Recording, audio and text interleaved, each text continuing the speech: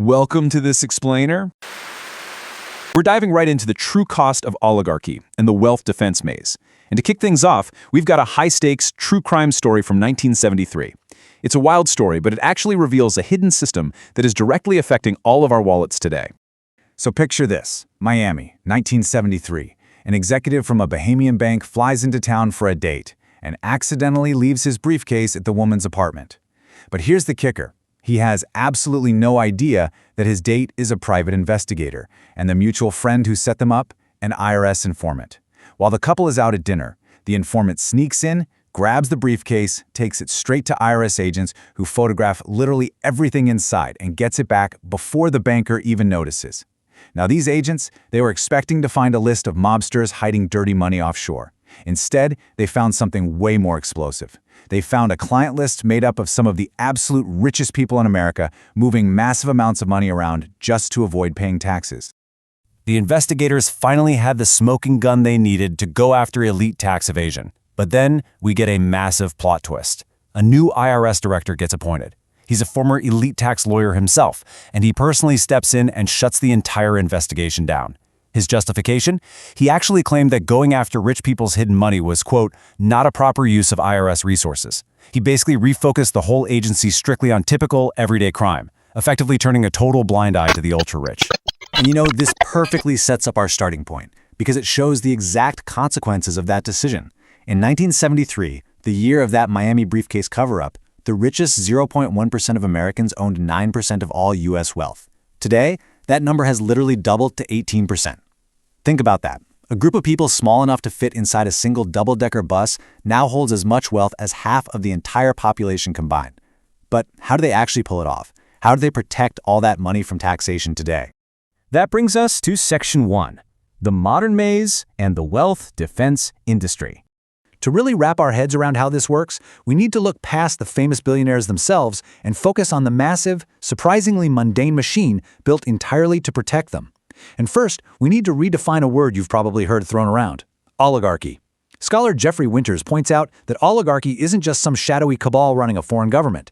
It's actually a system where extreme wealth functions as its own raw form of power. And with that kind of extreme power comes a very specific, overwhelming obsession with defending that wealth against one primary adversary, the government trying to tax it. So how exactly is this wealth defended? Well, it's not by armed guards. It's protected by a highly complex wealth maze. See, the wealth defense industry is basically this loose network of everyday professionals. We're talking lawyers, accountants, regular office workers. And their entire job is to create an infinitely complex maze of shell companies. They're constantly moving assets from limited partners to Cayman Island funds through Hong Kong subsidiaries and into global investments. The whole point of this dizzying maze is to deliberately muddy the link between an asset and its actual owner. Because simply put, the government cannot tax an asset if it can't definitively prove who owns it. Which leads us to Section 2, the financial gut punch and the cost to you. Now, you might be thinking, this is all just some victimless accounting trick happening in the shadows, but it absolutely isn't.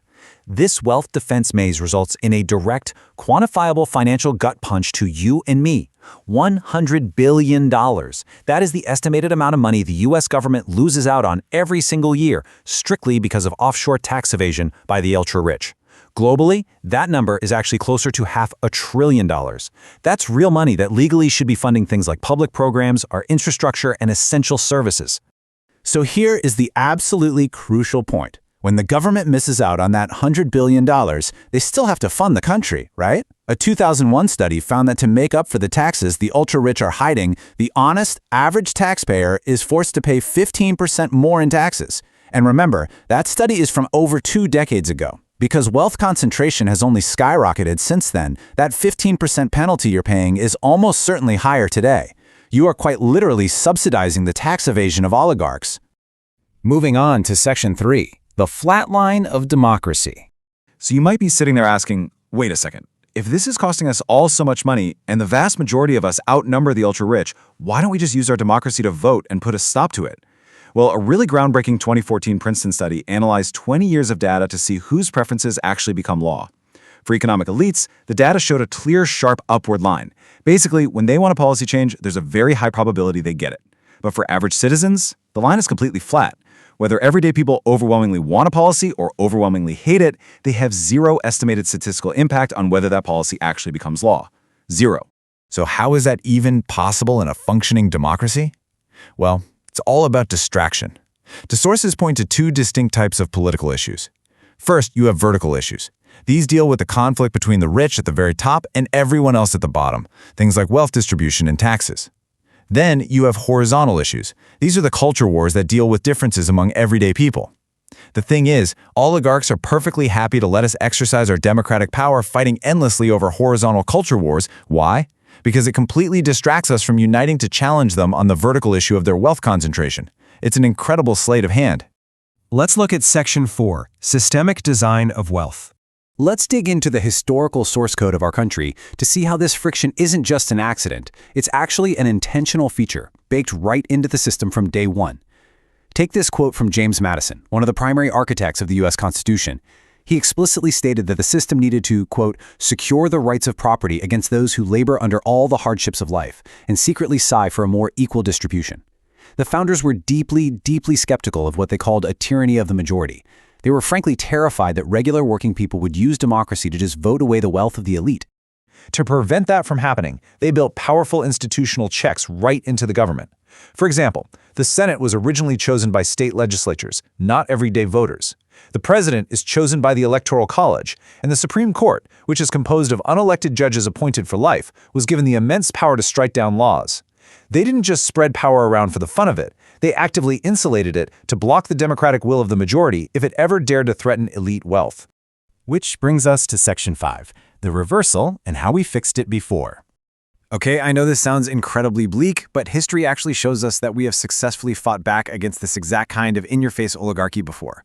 Back during the Gilded Age, which was a time when the top 1% owned half the nation's wealth, the public finally had enough. In 1894, a massive democratic backlash forced Congress to pass the first major income tax. But true to that systemic design we just talked about, just 1 year later, 5 unelected Supreme Court justices struck it down as unconstitutional. However, the public didn't just give up. They spent nearly 2 decades fighting, organizing, and striking. And finally, in 1913, they forced through the 16th Amendment, permanently changing the Constitution to allow the income tax. And you know what happened? Following that, extreme inequality rapidly decreased for decades. Now, for Section 6, how we fix it Knowing now. that structural reversals are absolutely possible, how do we actually dismantle the actionable steps experts point to? First up, we must aggressively enforce the Corporate Transparency Act to completely ban the anonymous shell companies that make up that maze we looked at earlier. Obviously, if we know who owns the asset, we can tax it. Second, properly fund the IRS. Right now, they often end up going after average citizens simply because they don't have the resources to fight an oligarch's army of lawyers. We need to arm them to actually investigate elite financial crimes. And finally, implement a true wealth tax. That means taxing not just yearly income, but the massive accumulation is going to require a massive shift for sure. But as scholar Jeffrey Winters reminds us, during ruptures, things which one would think are not possible become possible. History proves time and time again that massive structural change, like literally amending the Constitution, usually follows a major crisis, a rupture in society that makes the impossible suddenly achievable. Which leaves us with a final, absolutely vital question posed by the source material. This tension between democracy and oligarchy, it's constantly shifting. The question isn't if our system will face another breaking point. The real question is whether we, as an educated public, will be prepared to demand a fairer society when that window of opportunity suddenly bursts open. Thanks for joining me.